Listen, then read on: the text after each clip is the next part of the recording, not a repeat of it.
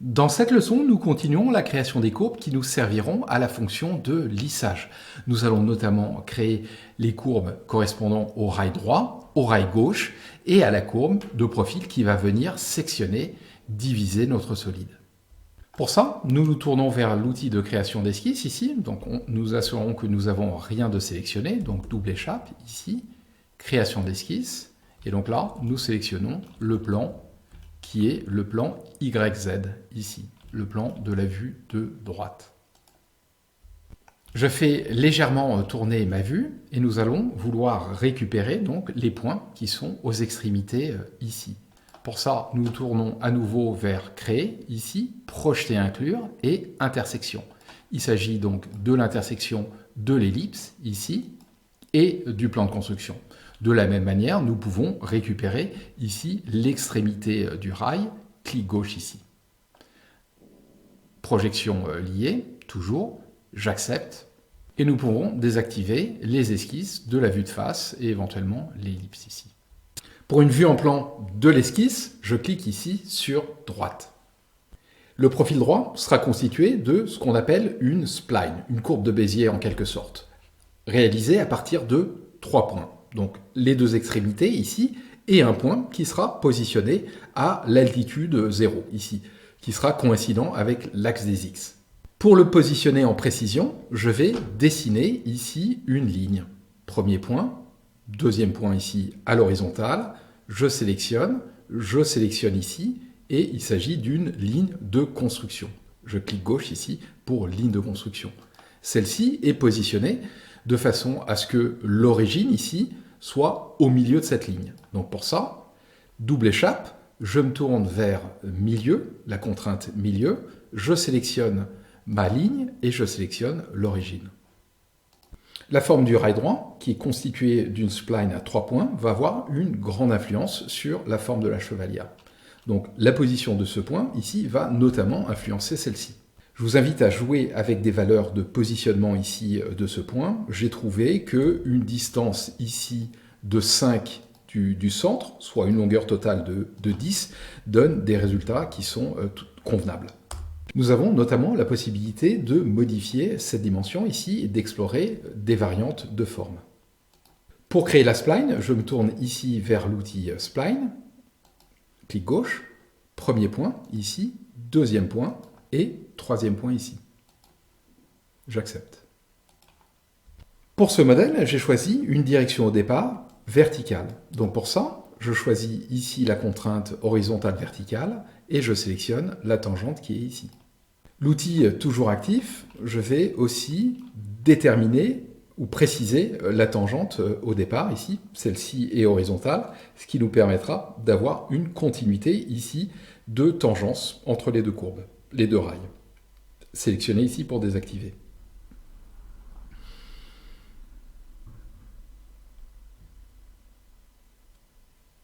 Pour copier cette spline de l'autre côté de l'axe, nous avons besoin d'une ligne de construction. Pour ça, je me tourne vers ligne ici. Je clique ici à l'extrémité et cette extrémité, je la relie à l'origine ici. Clic. Sélectionner. Je sélectionne maintenant ici la ligne et j'applique un type de ligne construction. Pour copier cette ligne de manière à ce qu'elle soit symétrique par rapport à cet axe, je me tourne vers l'outil ici symétrie miroir. Je sélectionne ici cet objet, qui est la spline, l'axe de symétrie, je sélectionne la ligne de construction. Accepter. Cette courbe sera en réalité constituée d'une ligne, dont l'extrémité ici se terminera au centre du cercle de passage de doigt, et dont l'extrémité sera positionnée à une hauteur de 3 mm en dessous du plateau. Pour récupérer le centre du cercle, j'active la vue de face, ici, et nous allons à nouveau nous tourner vers Projeter, Inclure, ici, et Intersection, et là, je sélectionne l'intersection, alors ça peut être l'intersection ici, donc du centre du cercle, qui apparaît en rose, point d'esquisse ici, et là, lié toujours, j'accepte, je désactive la vue de face, et le point est positionné ici maintenant. Je retourne vers ma vue en plan en cliquant sur droite ici et là je crée une ligne qui est verticale, premier point, deuxième point, sélectionné. Donc ce point, je vais le déplacer vers le bas, ici, et ce point sera donc à l'horizontale de celui-ci. Donc pour ça, je le descends légèrement, ici, contrainte horizontale verticale, premier point, deuxième point. De la même manière, je vais contraindre ici ce point, donc là je vais faire attention à ne pas le lier ici avec la tangente. Donc là je sélectionne ce point, je le remonte un tout petit peu, de façon à ce qu'il soit presque à l'horizontale ici de cette extrémité.